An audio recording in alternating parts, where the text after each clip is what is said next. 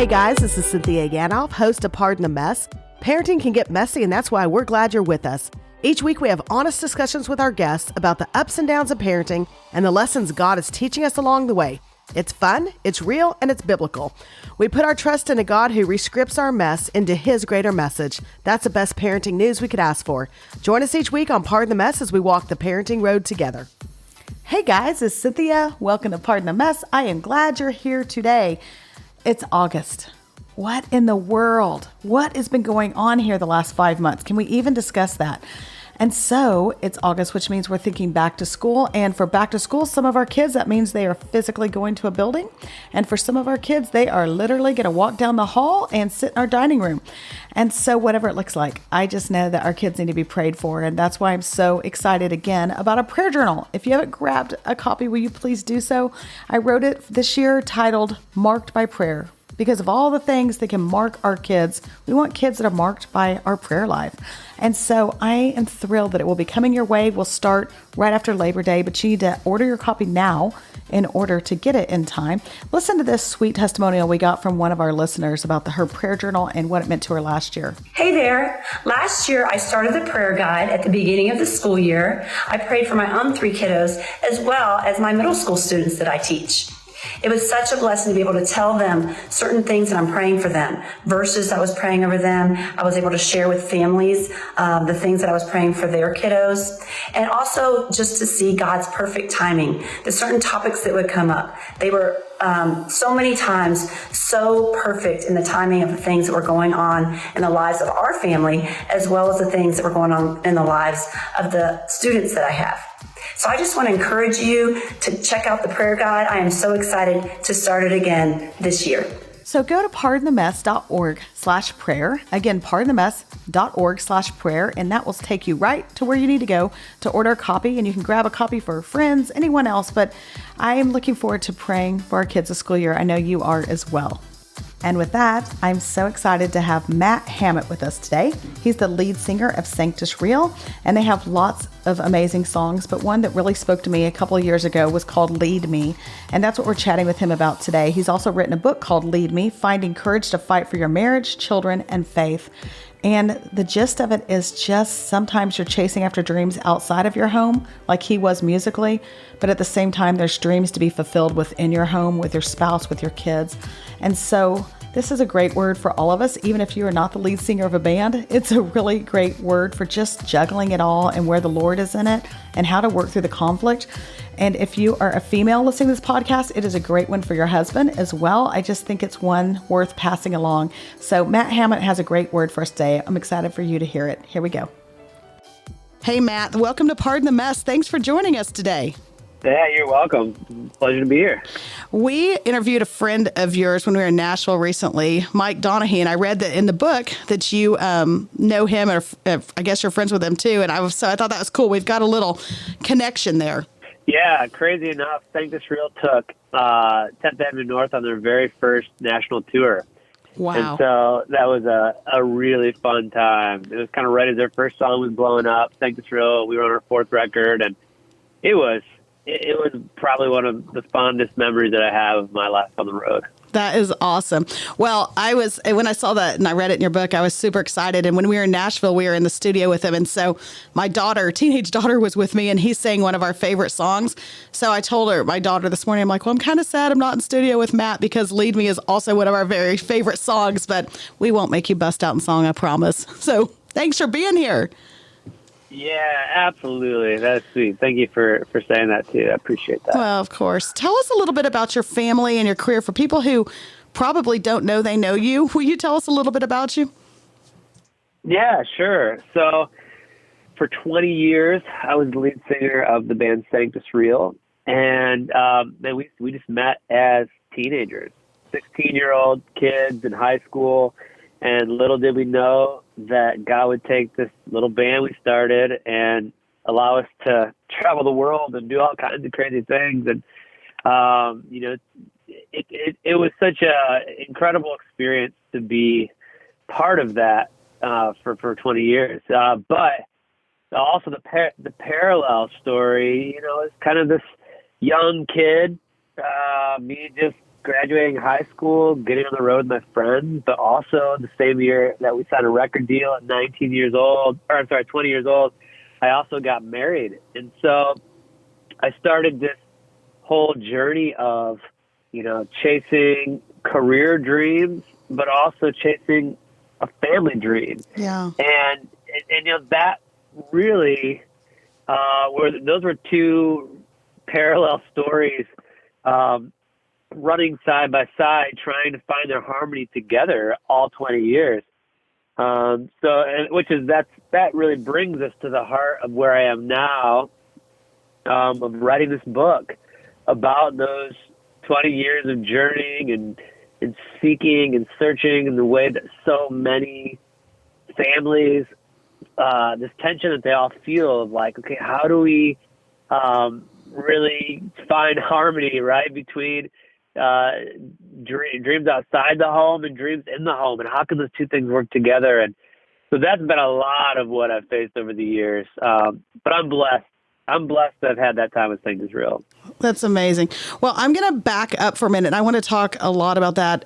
What you just mentioned, that's what we're going to get to, is just how the Lord spoke into your life and leading your family well and all of that. But when I was reading through your book the last couple of days, it struck me, you grew up in a Christian home, solid, great family, it sounds like. And I'm wondering, as we're a parenting podcast, we talk a lot about parenting. How did your parents do with the notion that you were going to take a less traditional route than maybe what we would want for our kids? Now, obviously, looking back on it, it was a great road for you. And so I'm sure they're so thankful you did it. But I try to think, if my high school son walks in and says, hey, my buddies and I, which I know these buddies. And so your parents probably knew your buddies. And like, we're going to go on the road. This is the plan. How did your parents do that well? And I would just wonder, how would you encourage people to let your kids take the path, especially when the Lord can bless that?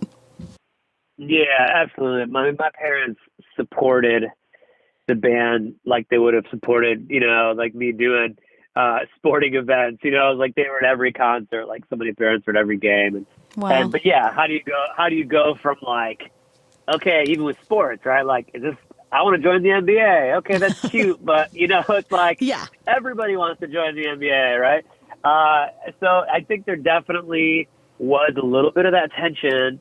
One of the things that helped was the youth pastor at our church, who we just still love to this day, told my parents that he really felt and believed that God had a bit of an untraditional path for me. And so I think that encouragement, and then also there were things happening that I think confirmed and substantiated the call, or the feeling, right, that this is something we wanted to do. Like, we saw actual evidence of that as the doors began to open. And even at 18 and 19 years old, we had record labels, offering us record deals and opportunities that were actually opening.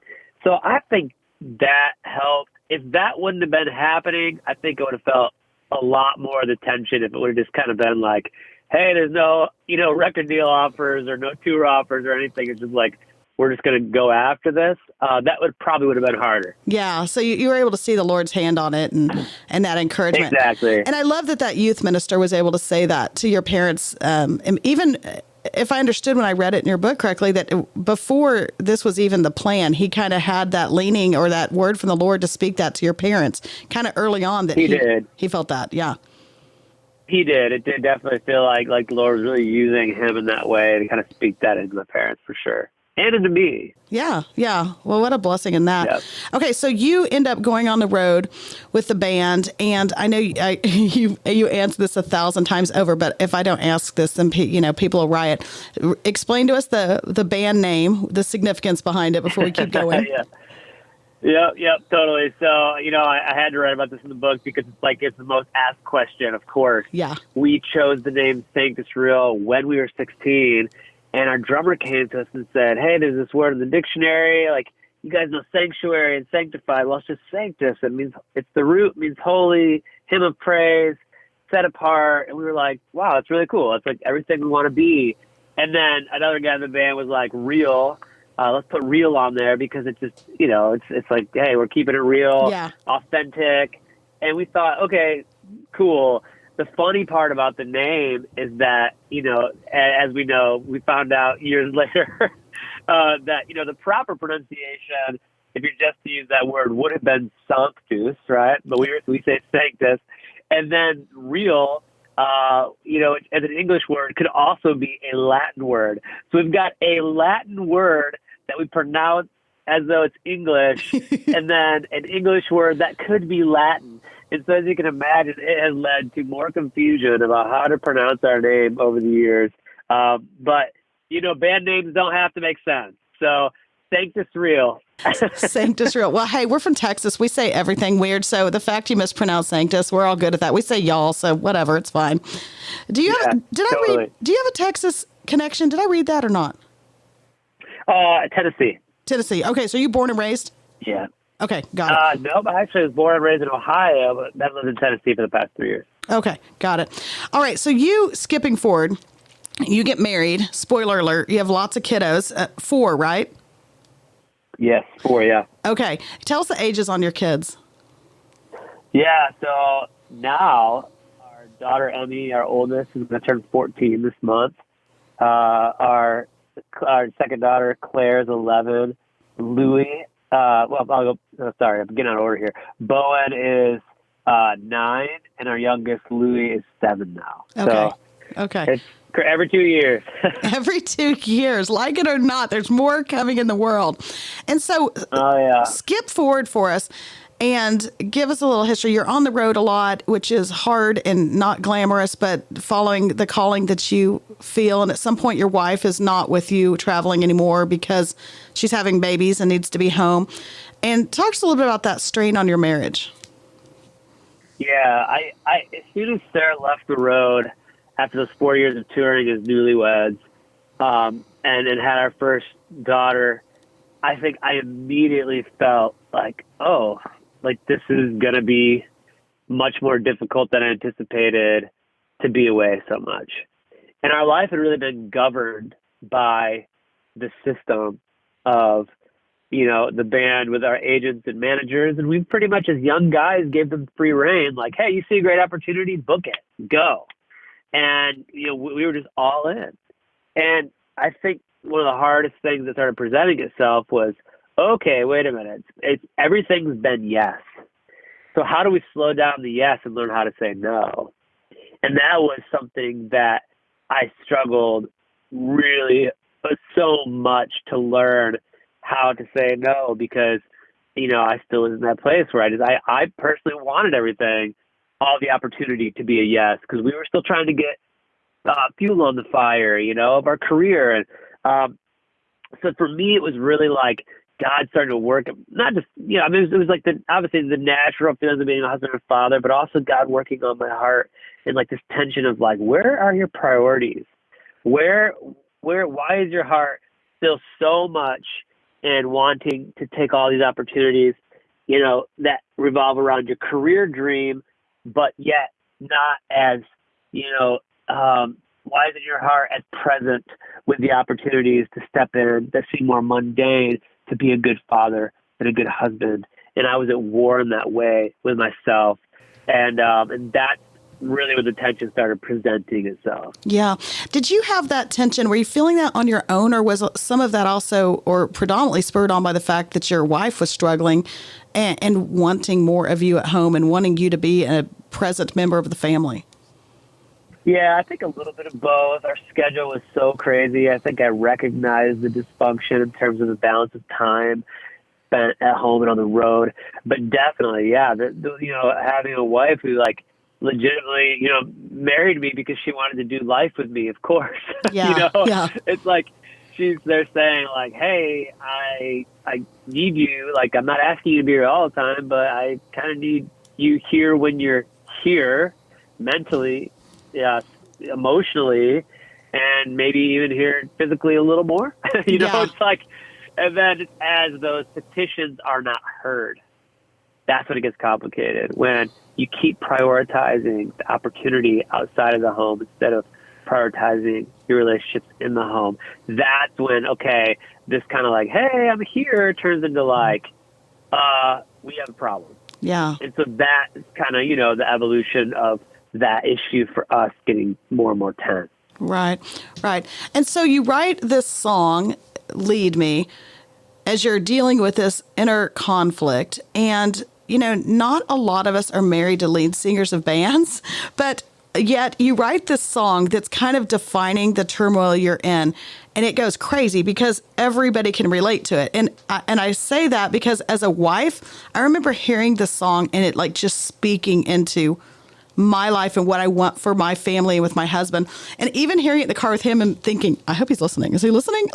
And by the way, my husband listens to this podcast, so he'll laugh at this too. I'm not bagging on him, but I remember thinking that and just how it resonated with women, but also with men. And I do have a question behind that, but I'm just going to read a little bit of the lyrics for people who may not remember or can't come up with it just by the title. I'm going to read a little bit. But you wrote it, and it starts this way. I look around and see my wonderful life, almost perfect from the outside. In picture frames, I see my beautiful wife, always smiling. But on the inside, I can hear her saying, lead me with strong hands. Stand up when I can't. Don't leave me hungry for love, chasing dreams. What about us? Show me you're willing to fight, that I'm still the love of your life. I know we call this our home, but I still feel alone.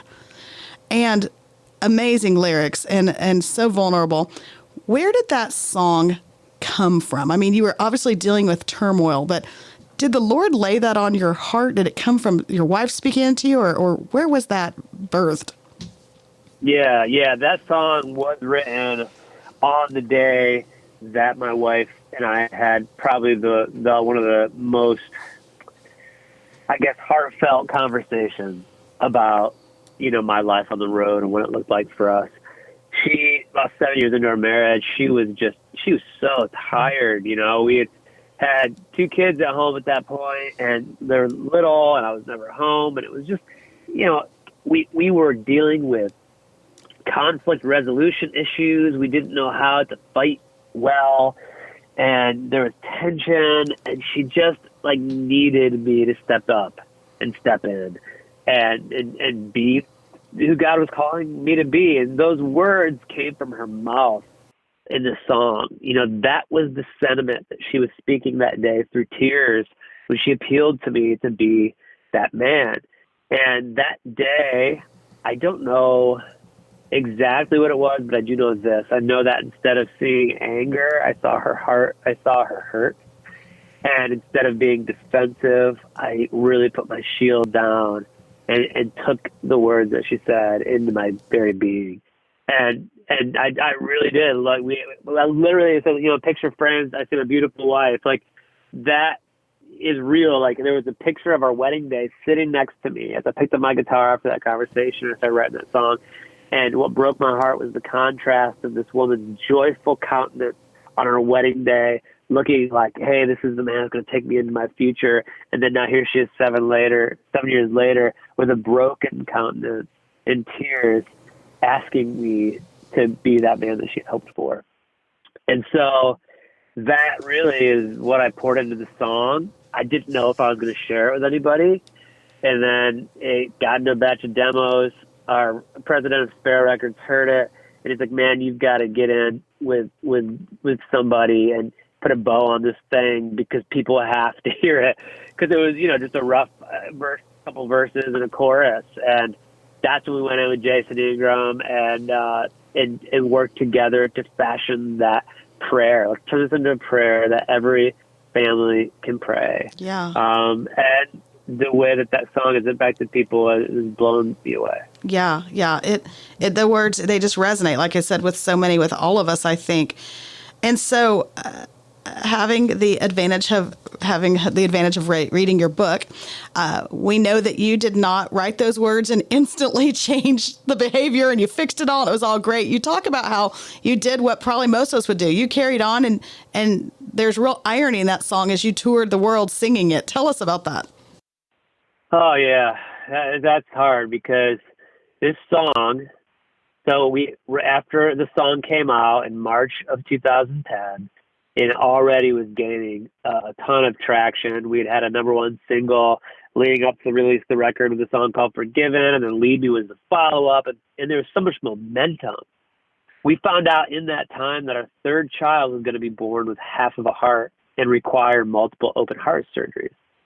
And so September comes around, our son is born, we're in the hospital for 4 months, and that's the time while I'm at my son's bedside during 2 open heart surgeries where we're like almost losing him. Like he barely survived. This song is number 1 on the radio. Well, now I've got the song of being a good husband and father. I'm at my son's bedside. I'm seeing what matters in real time, but I'm taking 5 months off work and the bank account's dried up. So what does that mean? That I have to go take the success of this song and get back on the road to provide financially for my family. And the success of Lead Me, it became the very thing. A song about being present for my wife and my kids and being a better father and husband was the very thing that pulled me away from home even more. And really, the success of that song not only catapulted us into the greatest highs of our career, but it also catapulted me into some of the greatest turmoil in my marriage and family life. Yeah, yeah. And so just to relate it to everyone that's listening, help us understand, because we have a lot of men that listen to this podcast, but a whole lot of moms too. And so let's just start and say, could you just speak into a little bit when we have husbands that are chasing after dreams, and there's nothing wrong with that, but they're chasing after the dreams and we're maybe having a little bit of that sentiment that your wife had, or just a little bit of like, where are you? I didn't sign up for this. I want you with us. And that, can you speak some encouragement into us and help us understand a little bit of that internal struggle just with Christian men and that, I don't know, the dichotomy between feeling like you need to be a provider and what that looks like? Yeah, absolutely. It is funny that, a lot of women who hear the song will ask me, like, so what exactly did Sarah say? Like they want me to maybe hand them that key that'll unlock their husband's heart, And one of the things I say to encourage them is that she spoke those words, and I want to reemphasize to encourage them that things didn't change overnight, like we said. It was a seed that was planted that had to grow. And it was a journey that was started that had to really be realized one step at a time, and it's a lifelong journey. And so I'm still not getting it all the way right, But I think the ability to be able to communicate your heart in a way that your husband can hear it and understand. First of all, that I would say that men already were innately designed to, or not, we're designed, but I'm sorry, innately, I guess, actually in our human nature and our fallen nature, we want to achieve, we want to provide, and we already feel a sense of shame for the ways that we don't do that.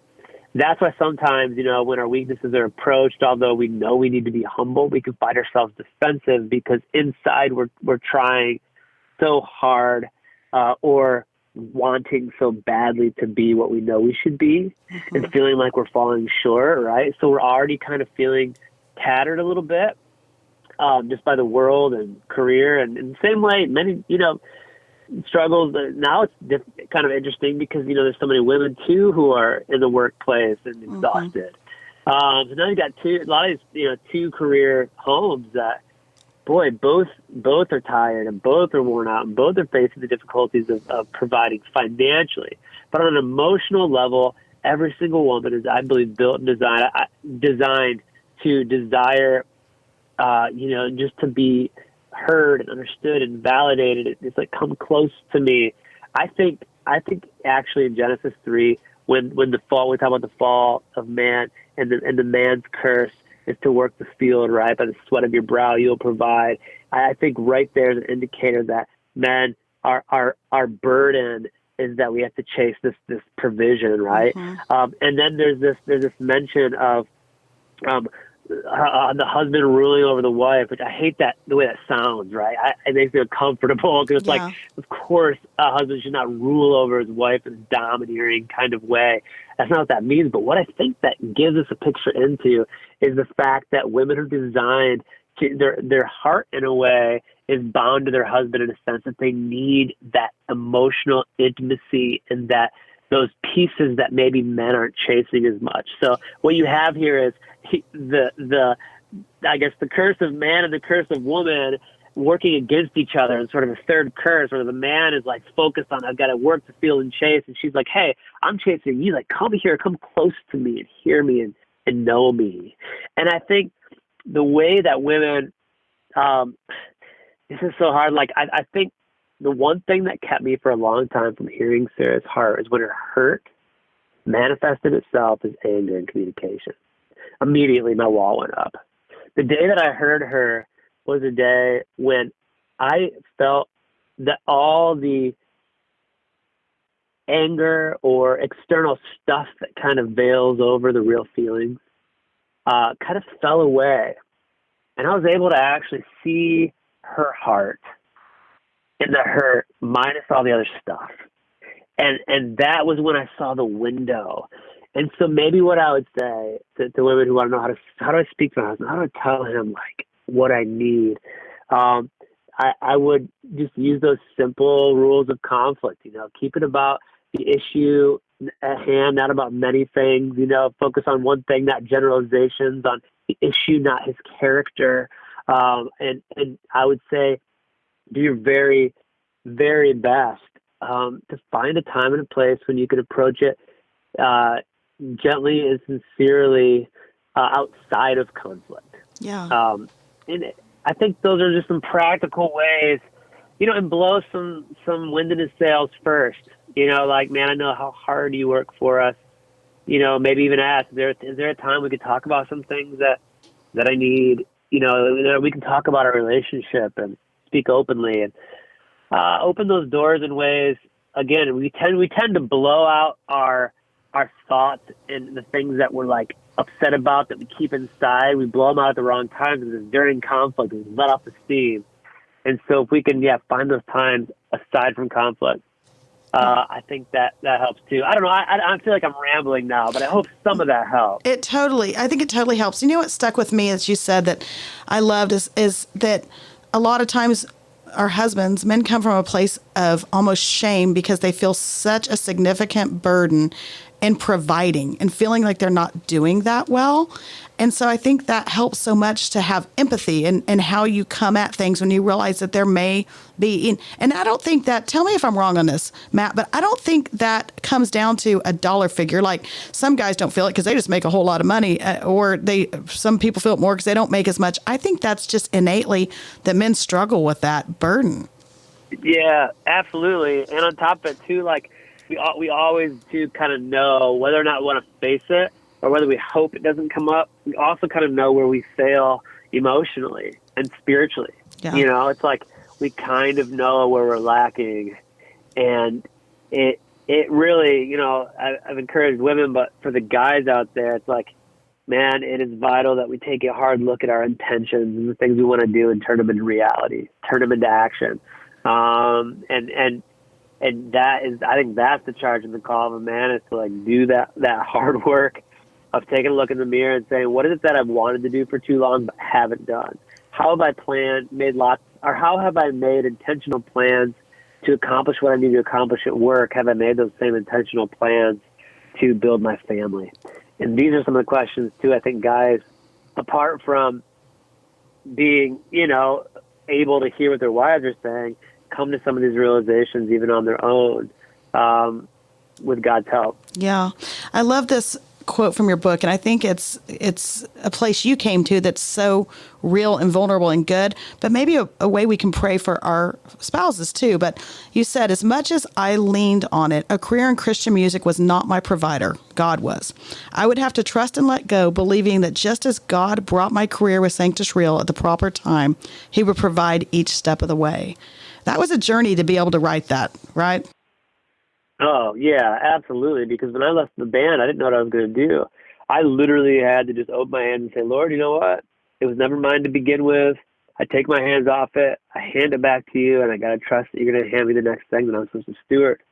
And it is crazy.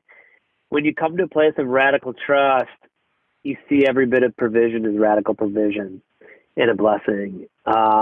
And that's really a joyful place to actually end up. It's harder to just step there, Yeah. Despite how hard it was for you to get there. And so that's kind of a cool, important part of the story, is that you left the band. You felt like you were called to lead your family well, and to actually, I guess, act on the songs, the words, the lyrics of that song. What did that look like when you made that decision, and how'd your wife do with that? Yeah, so it's interesting because she really wanted me to be more present. She wanted me to continue to learn how to exercise that word no, to say yes more to family. And I did start learning that some, but I just felt like God was speaking speaking to me that He had more for me. And I think I knew that this great irony of what Lead Me had done in my life, and what I had been through with even just having my heart connected to that message, and then going through what it felt like to want to live it and fail miserably at living it, even after the whole world heard it, and then embracing it and learning to live it. I knew that God was giving me that message to walk with other men. And I knew He was laying on my heart that it was a season that I was meant to first put my own family and marriage first, but then to walk with other guys and invest in them. So I felt like God was giving me a clear vision as to what was next in this season of life. But for my wife, she actually had a harder time with me leaving than I did. It was so hard for her because what she realized is she actually also had her identity in my work. Yeah. She had her identity in being the wife of the singer for Sanctus Real. And so she even had to come to a place where she had to let go of ways that she had found her identity in what we had done there. And my greatest concern in all of it, I knew God would take care of us. I knew that it was good for my family, really. My greatest concern in stepping away was, okay, we've built this business. We've got employees, people on tour with us, and agents and managers and people who make their living from this band. And as the singer and the frontman for its entire existence and the primary songwriter, like, am I going to cripple, everybody financially? Like, what are they going to do? Like, I felt guilt. And I felt one day God speak to me so clearly, and what I thought He said to my heart was, do you think you're the only child of mine that I love? I was just like, oh man, it's like a dagger, because here I am in a way, even though it's the appearance of being humble, wanting to care for others, in a way I'm saying, oh, well, it's all about me. Well, if I leave, what will everybody do? It's like, no, God had good plans for everybody. And I think that helped me too to realize, like if He has a new season for me, then certainly He's preparing a new season for each person, a season of blessing. And so, 2016 on the Love Like You Mean It cruise, out at sea with family life, Sanctus Real, we played our last show, and I handed off the mic to the new lead singer and took a bow and thanked everybody and thanked God for what He'd done, and that was it. Wow. And so now on the other side of this, a couple of years on the other side of it, what do you know now that your family needs? What does it practically look like in our families to have that leadership, to have a husband that's fulfilling kind of the lyrics of that song, that's leading them well and investing in their family? What does that look like practically now, knowing what you know, and maybe now knowing what you know, some of the places where you just clearly were not doing that before?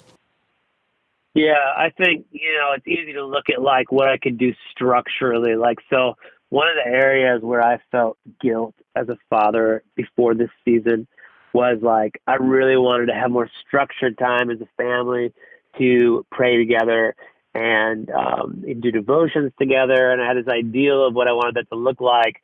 And that is just, it's so hard for so many of us because, with young kids, like getting them in a room together to sit still and pay attention and pray is like, it can be maddening, right?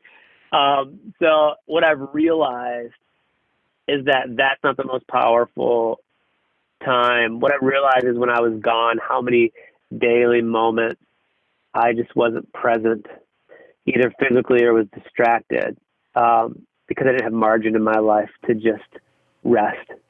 But that time of being there daily to be attentive to the needs of my kids in a moment when a biblical lesson needs to present itself in a real life situation. Those are the moments that I most cherish, that now I'm able to be in tune enough to have the mental space and the soul space to hear what my kids are saying to me when they're bringing their burdens, whether it's something simple my 7-year-old brings to me or something my 14-year-old daughter who's navigating social media and boys and friendship, feelings. How do I listen to them and bring real life love through God's word into those moments and pray with them in those moments when they need me, not when I planned on it. Yeah. And I think those are the most powerful moments we have, and that's what I was missing, honestly, before. And that has made my life, my relationship, and I believe the legacy that I will leave as a father so much greater. Yeah. Thank you for your time today. And just thanks for being so honest and vulnerable about where you've been and where you're going, and just speaking truth into our families and how to be led and to lead well. So thanks for doing this for us. And again, the book is Lead Me by Matt Hammitt. Yeah, and if people want to follow along, I am on Instagram and Facebook and Twitter. It's just my name, Matt Hammitt. And also, everything I do is kind of all in one spot at matthammitt.com. Oh, perfect. We will put all of that in the podcast notes so people can follow you. I know I will do that. So thanks again, and sure enjoyed talking to you. Hey, you too. Thank you, Cynthia. I appreciate it. Absolutely. All right. There's so much that I loved of what Matt had to say, but I really loved how he spoke about writing this song, and he knew the Lord spoke these words into him, but it didn't instantaneously change. And I think that's encouragement for all of us. It's not like he had this word from the Lord, he wrote the song, and then he stopped touring. He was home, everything was great. No, there's still struggle in it. And so for so many of us, we are going to have the struggle, but just giving it to the Lord and working through that. I think it's a great message for all of us. So I'm thankful that Matt was with us today. His book is Lead Me, Finding Courage to Fight for Your Marriage, Children, and Faith. And you can grab a copy of that in all the usual places. And then also, please take a minute, grab the prayer journal so that we can start praying through the school year together. I want to make sure you have it in plenty of time when we kick off right after Labor Day. So go to pardonthemess.org/prayer. So grateful for you guys. We know your days are busy. So as always, thank you for joining us as we pardon the mess.